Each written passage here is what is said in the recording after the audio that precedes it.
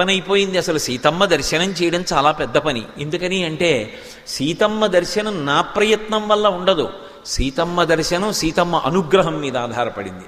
తల్లి అనుగ్రహం ఇచ్చింది, నాకు దర్శనం ఇచ్చింది, కాబట్టి అది పెద్ద పని.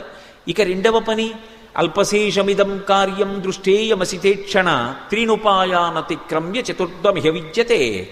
3 ఉపాయములను దాటి 4వ ఉపాయము ద్వారా ఒక్కసారి రావణాసురుణ్ణి చూడాలి. ఒక్కసారి రావణాసురుణ్ణి చూసి అతనితో మాట్లాడాలి. దానికి 3టిని దాటాలి. ఏ 3 దాటాలి?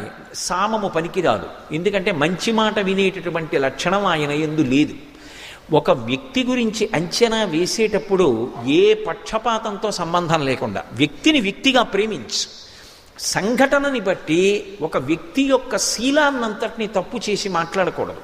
మీరు రామాయణం చదివితే రాముడికున్న గొప్ప గుణాల్లో ఒకటి ఏమిటంటే అందరినీ